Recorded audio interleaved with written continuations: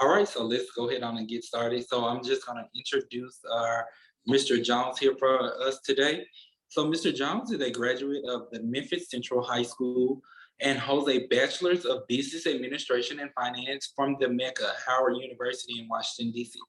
He is a president and financial advisor of Jones Wealth Management Group, a financial services firm launched in 2001 that helps individuals, families, and small business owners achieve financial independence through retirement, investment, financial planning, and holds the designation of a chartered financial employee benefits consultant, which is a financial professional that is specially trained in the retirement and benefit offering available to federal government employees. His public service career began when he was appointed to the Memphis Alcohol Commission in 2003, and he served until 2013. In 2006, he was appointed to the Memphis City School Board of Commissioners, was elected and re-elected in 2006 and in 2010, respectively, and served on the combined Shelby County School Board in 2012 and 2013. In 2015, he was elected to the Memphis City Council, representing the Super District 8 Position 3, which generally covers the west half of the Memphis, and re-elected in that seat in 2019. He is the proud father of one son. Everyone, Mr. Jones. Thank you, and good afternoon, everybody. Thank you for that introduction, Lawrence. It's nice to meet you virtually. I want to start off too by thanking the MMBC for allowing me to be the panelist on this today under the leadership of Ms. Joselle Booker. You know, in my years of public service, that's how I came to meet Joselle. When she was at MLGNW in her prior life, you know, she spearheaded what would be the organization here, the governmental organization here in Memphis that has done the best when it comes to providing opportunities for Black businesses, women-owned businesses, and other businesses when it comes to doing business with governmental bodies. And so she set an example that they continue to do, and I use her as a role model as far as inspiring and trying to encourage other public bodies to do the same job that she did over at MLGNW. But looking forward to the afternoon. Hope to make it informative. We have two great panelists who are going to be, or two great co-panelists who are going to be joining me today in doing so. But my name is Martavius Jones, and I'm the owner of the Jones Wealth Management Group. I've been in financial services for 31 years now. I've been on the investment planning, retirement planning, financial planning side of it since 1994, and I've been independent since 2001. So this is 20 years that I've been an independent financial advisor. I kid people and say that I stopped growing at 5'7" and 150 pounds. Otherwise, I'd be an NFL player. So I have a line right here dedicated in my office to the NFL, and I check it every day. I keep paying the bill.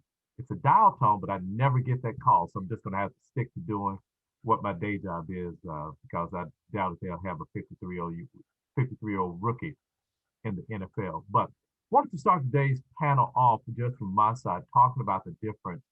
And what I was asked to do is really talk about the difference in being wealthy and being someone with a high income. I'll start that off with a quick screen share. And that screen share, hopefully everybody can see it here. I want to talk about and share this tidbit of information with you here as we have this discussion. When we talk about, as everybody knows that as your income increases, so does your tax liability. And if we look at these tax rates for 2021, you'll see that when it comes to income taxes, and by no means am I a tax expert, I just have to be knowledgeable in this area in order to provide information to the people that I serve. And so in doing so, I bring everybody's attention to the fact that there are 7 different income tax brackets or tax rates, if you would. And as your income increases, regardless of your filing status, as it increases, so does the amount of taxes that you pay.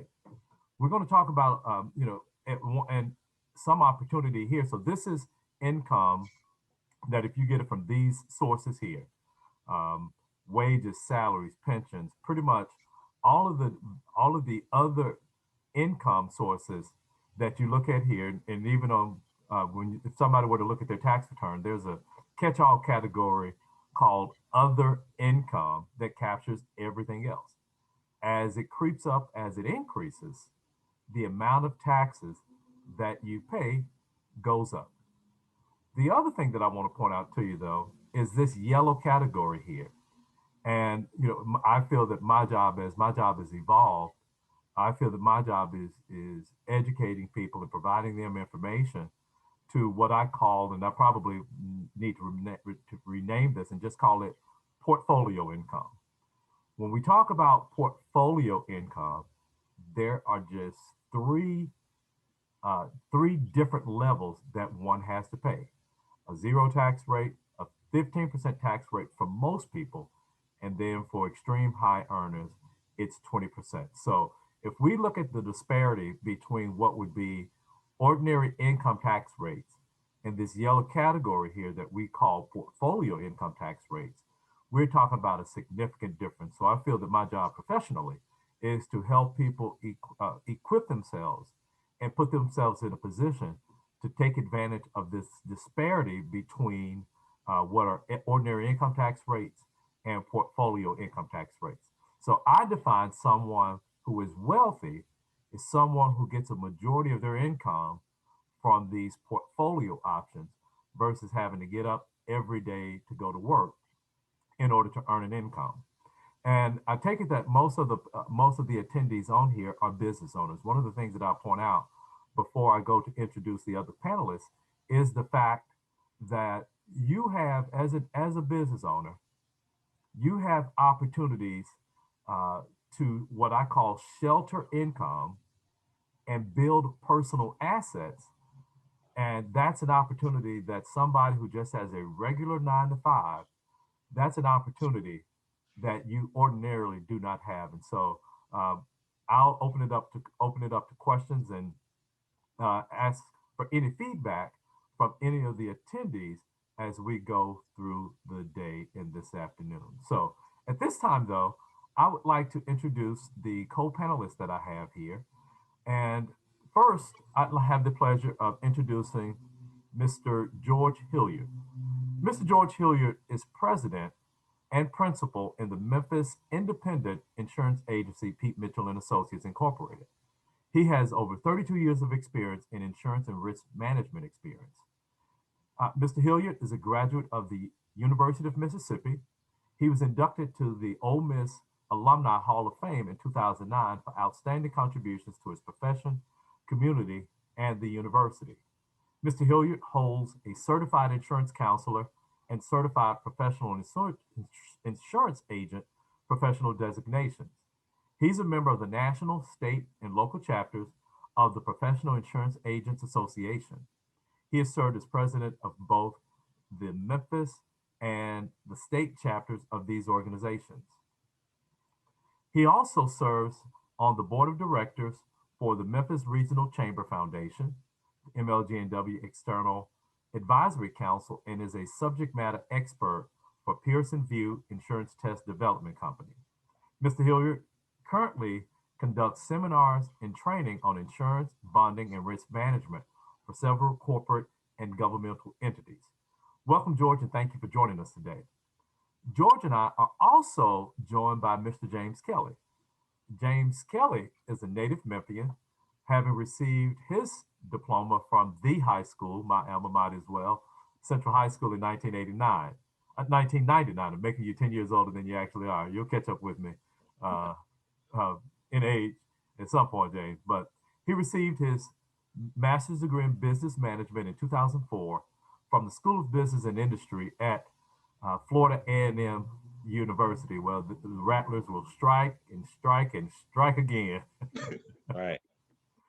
And after internships through his college career with companies like FedEx and International Paper Corporations, James started his career right here in Memphis at the Service Master Corporation. In 2006, James left the corporate world to launch the KGR Group, the Kelly Green Restaurant Group, named for his mother, with his family. The KGR Group invested in a series of quick serve restaurant concepts, such as Lenny's Subs, and averages currently 3 to 4 million in gross revenue annually. James has been involved in James has always been involved in his community as a 20-year participant in the Manna Outreach Food Program, delivering food to families and seniors all over the city.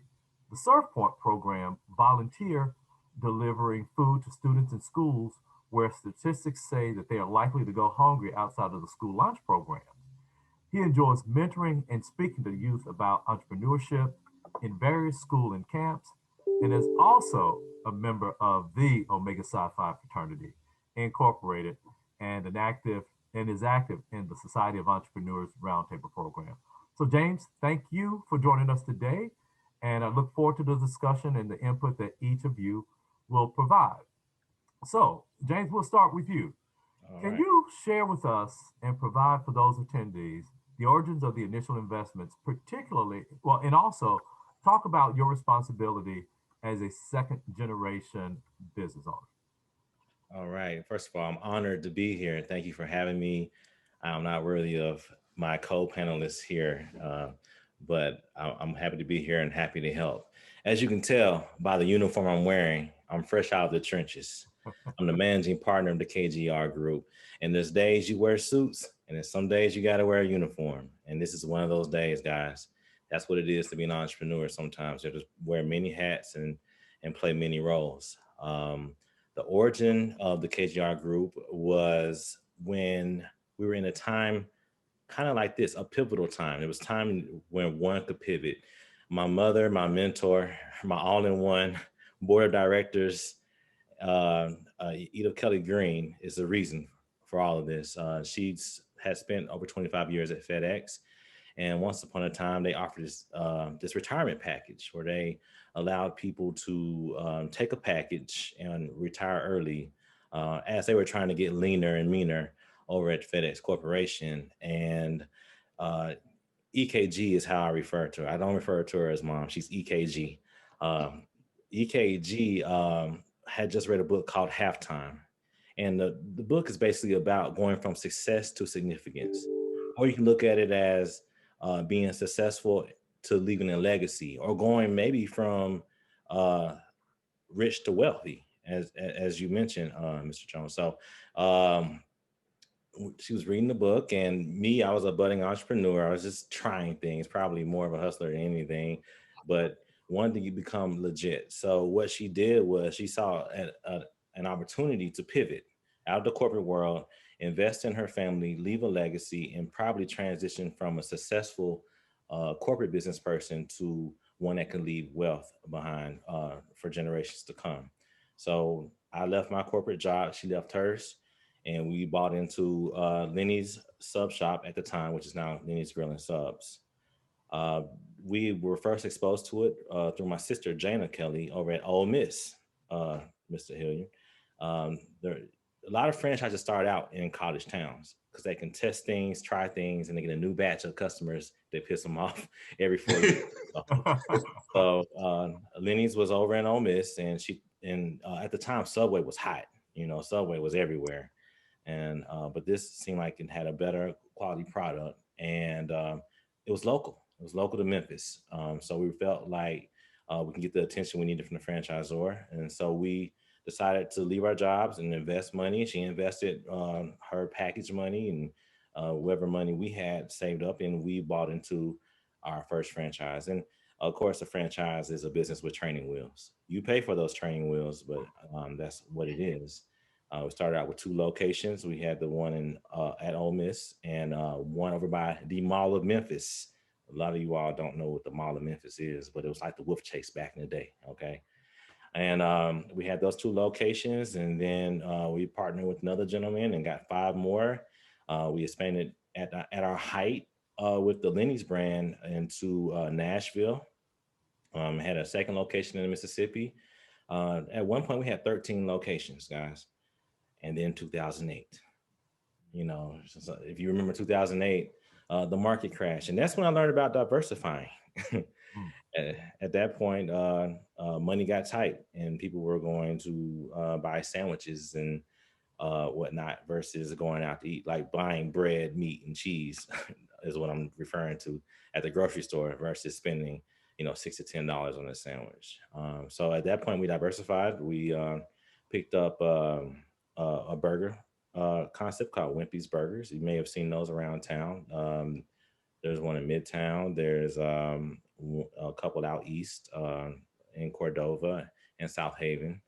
We also have a bar and grill in the airport called Runway 901. And we're picking up a couple more concepts in the new airport terminal, which is slated to open fourth quarter this year, God willing. So that's kind of how we pivoted into that arena. And I look at COVID the same way, guys.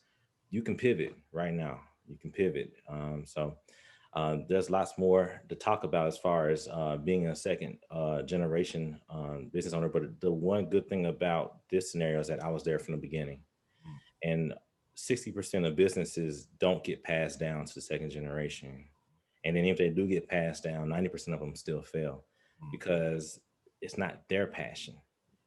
So it's good to get your kids involved early, get them used to it, see what. But if Edith Kelly Green did exactly what she was going to do, she would have stayed corporate. She would have stayed in the corporate world. She saw what her kids were into. And so she invested into her kids. And now we're growing a multi-generational business. And my kids are on the payroll, which is also a nice tax shelter as well. If somebody would speak to that, because I'm not an accountant for sure. But my kids are on the payroll, they're helping out, and hopefully it'll pass along. But if they're not into it, that's okay too. You, at some point, try to transition into passive income portfolio type of investments or real estate investments with that. So with every restaurant I do on the street now, I want to own that land under it, because I'm not so sure that my kids want to own restaurants or run restaurants, get in the trenches and put on this uniform here. They might want to do something different. So the best advice I have as far as multi-generational business is maybe transition into those tax sheltered passive income investments, and then let the kids do what they're passionate about, invest in them, because the kids will always show you where money is going to be spent in the future. Good point. Good point. And just talking about your mother's experience, it reminds me of something that I always try to do. And I know, I don't necessarily know the background or the circumstances of all of the attendees, those that are joining, but the fact that your mother used what was her former proceeds from her former employer, whether it's 401k, a buyout, whatever the case may be. I always encourage people, for no other reason, you don't know what's going to happen down the line, to put money into a retirement plan, because oftentimes it was my experience that capital is, in some instances, can be very hard to come by for initial business owners. You talk about the failure rate of second generation businesses. Well, the failure rate of first generation businesses are even greater. And a lot of times an impediment to starting a business is capital formation. But if you've been working someplace and you've been contributing to that retirement plan, then you have what I call almost a built-in source of income, source of potential capital to do so. And so I always encourage people, regardless of how long you intend to be at an employer. I've heard people say, "Well, I'm not going to do it because I only plan on being here a couple of years." Well, that's a couple of years of free money that you could be missing out on. And then some people say that, and next thing they know, it's 10, 15 years later, they're still there, but they've missed out on that opportunity. So I always encourage it, if for no other reason, just to have what could be a potential pool of money. If you want to invest in a franchise, if you want to buy a business, there are many business owners or businesses out there right now that are first generation. And as you talked about, James, there may not be anybody who in the family who could be a successor. And so part of that can be having working capital to buy an existing business that may need new energy and new spirit in order to continue it to grow and to prosper going forward. And so that's why, you know, I always encourage people to do it just for that reason. And your mother is an example and a successful example of somebody doing just that. So, Mr. Hilliard, if you could talk about the role that insurance plays after somebody may have accumulated assets or accumulated cash or may have gone into business for themselves. Well, first of all, I want to say thank you to MMBC for this opportunity, as well as being on the panel with you and James. First of all, I want to talk about James' mom, but just a minute. Edith is definitely a sort of a role model and mentor for me as well. We are fellow Ole Miss alumni, and when she had her first franchise in Ole Miss, anytime my wife and I would go there, we would always make sure we went to Lenny's. So we really do appreciate the relationship. She's a client, they're the client of ours, and we do appreciate the confidence they placed in us. But for as insurance, what people, I'm not saying all people, but sometimes we look at insurance as being just a commodity or some way to satisfy our landlords, a lien holder, or a mortgage holder, and we sort of like we just have to have it. But a lot of time we don't see the benefit of having a good insurance program. It's just like we talk about people coming into money and have come into some investment that they've been able to be successful in accumulating. First of all, when you get those funds, first thing you want to do is focus on retaining them. And when she talk about retaining them, then you want to focus on building them. And I'll pass them on if you see fit. As James talked about, second generation business. Pete Mitchell and Associates been around 46 plus years, so we almost a third generation business. So when you're doing that, if you got a good insurance program, you need to think about that. Because when you build a good insurance program, just as you mentioned, I want to start off with life insurance. And I'm not going to spend a lot of time on these items, but life insurance, as you just mentioned, from an investment standpoint or just from a tax standpoint, there's a lot of advantages. So for life insurance, if you want to pass something on in untimely death, there's no taxation on the death benefit. Same thing if you build in cash value in your what we call a permanent life insurance plan. There's no tax on the dividends or the cash rewards that you get for that. And so with life insurance, first of all, no taxation. Another thing is you're able to you got guaranteed funds. You're not in a position to lose it. So it's guaranteed money. Unless like you are an you're a financial planner, so there's risk. But when you're talking about just your regular insurance, life insurance, or your permanent life insurance plan, those are pretty secure. And also, it's a good way to protect your credit. But the other item is property and casualty insurance. When I say property and casualty insurance, if you got assets and you build your portfolio or you want to protect it, and one of the things is property insurance. A lot of times we just think about it just a way, to make sure we satisfy the banks or whatever. But when you talk about insuring your property, not only do you insure your property in case there's a loss, also from loss of income. Sometimes we fail to realize that when you get property insurance, that there's some things some major benefits there. First of all, you don't want to lose your assets. Another is the casualty part of it, which is lawsuits. Just like Jane was saying, I mean, anytime somebody comes into his business, there's a possibility that may be a slip and fall, that may be something they have problem with the food or whatever. Those kind of things you have to be conscious of, not only as business owner, but also as individual. Protect yourself. Make sure you have the proper insurance from automobile, have your umbrellas, those kind of things.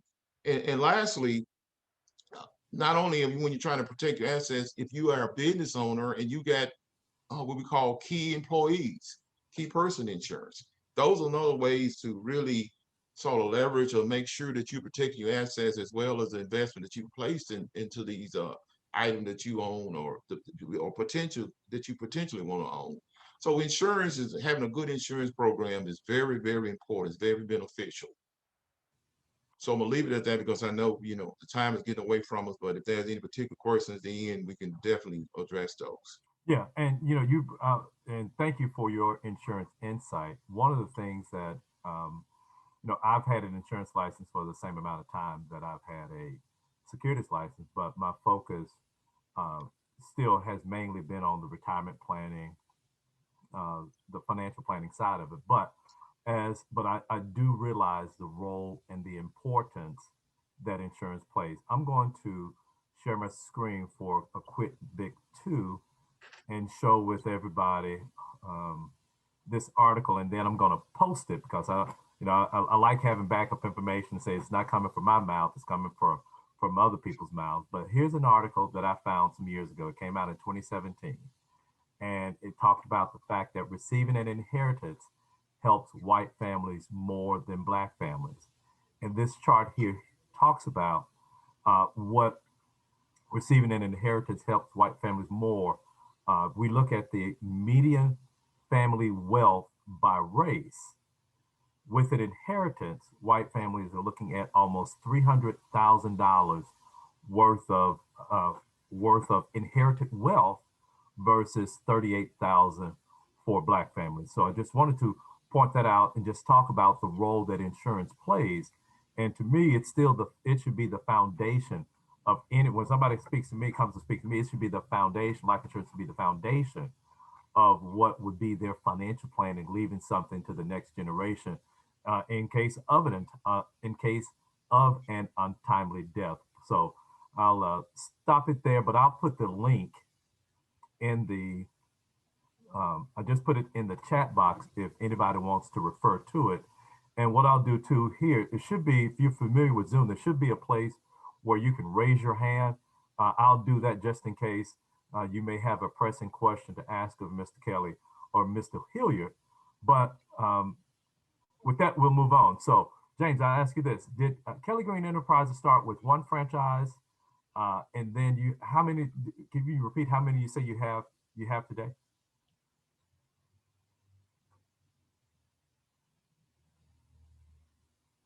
Sorry, I was talking on mute there. Oh, no problem. Yeah, we started out with one and quickly went to two. When it Okay. comes to franchising, it's better to have more than one as far as trying to generate.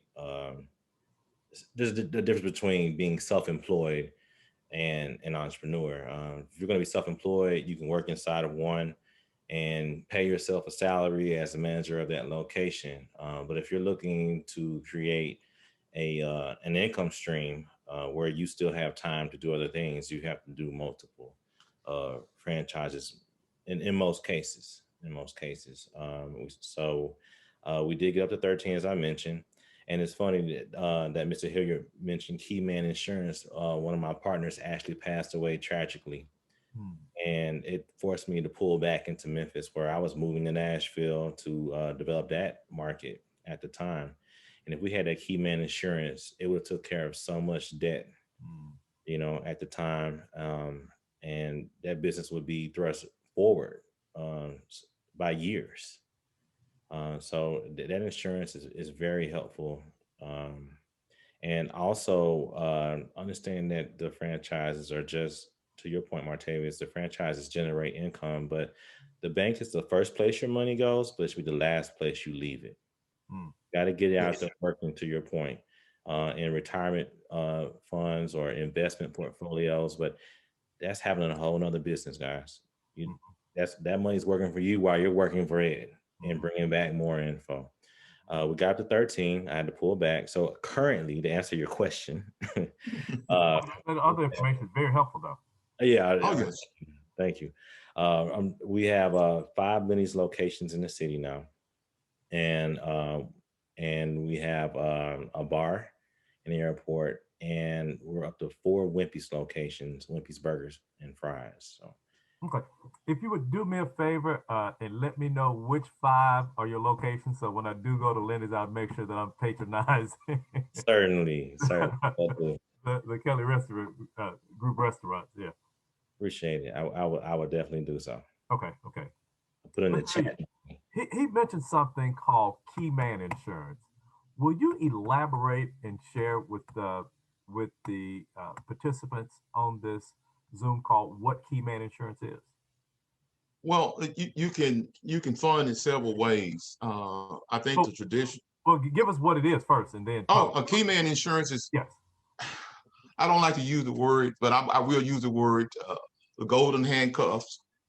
It's when you have a key person or key person who's very valuable, and if you lose them, as James just mentioned, that can be very devastating to the organization or to the business. So what you want to do, you want to be as fair as you possibly can, but yet that key man insurance or the key person insurance, it could be centered around life insurance, Mm-hmm. or it could be centered around disability insurance.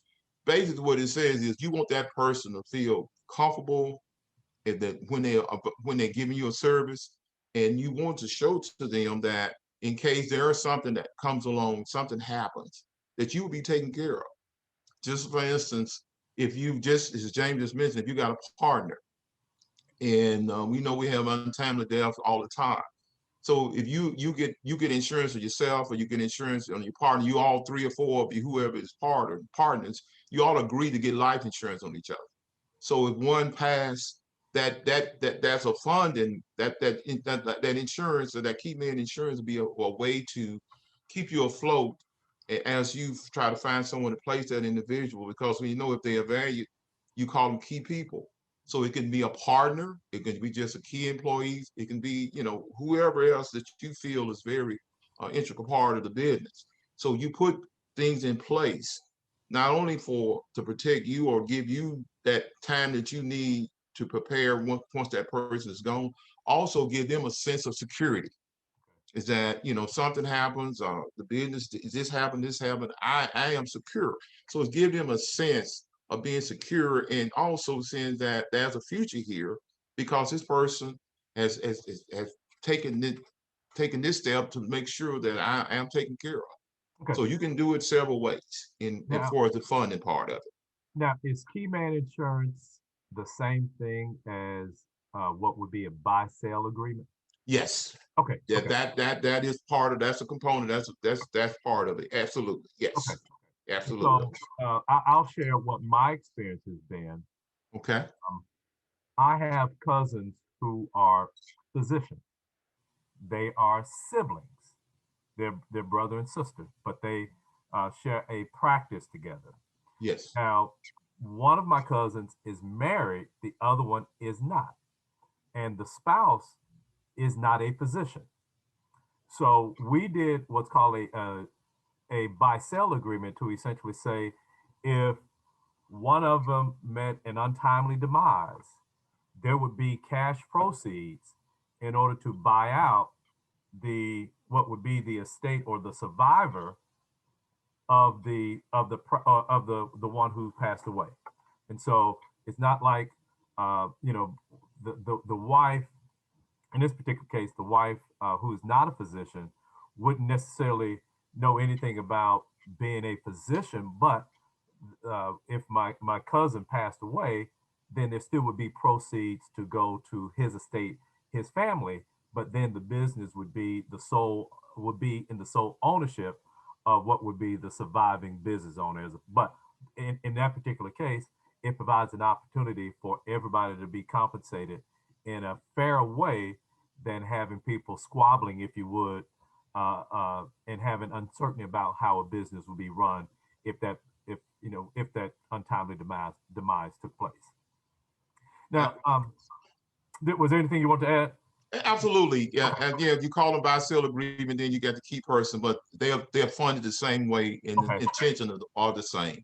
Okay. To keep the business moving, and making sure that person who, maybe as you mentioned about the doctor's wife.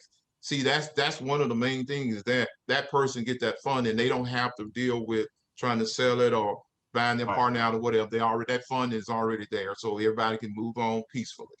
Thank you. Yeah. Now, Ms. Hilliard, if you would, at what point would you suggest that somebody come to you and have a conversation of once an investment source has been identified? Well, first of all, we consider ourselves a one-stop shop, but we're not we're not all to everybody. But what we would do is we would sit down. I would sit down with that individual, and saying that, Martavius, we get referrals from attorneys who's trying to sell people estate or trying to get them to, put things in place for their estate. So they will call me or call us. And the first thing I would do is we would sit down and consult with and find out what their goals are, what their risk tolerance in reference to investment, those kind of things. So we were doing a consultant. And what are your, long-term goals? What are your short-term goals? How much money you want to put at risk and whatever. If we don't have what we call the traditional products, as I just mentioned, we consider those products I just mentioned, the annuities, life insurance, and the other items. But when it comes to financial planning, we realize that, we can't be all to everybody. So we will refer them out to people like you who have your Series 7, your 63, 65, 66. So what we do, it would start with us, and that's what we consider ourselves, not only just always here to get the business, but also to assist them to go where they need to go in order to be successful.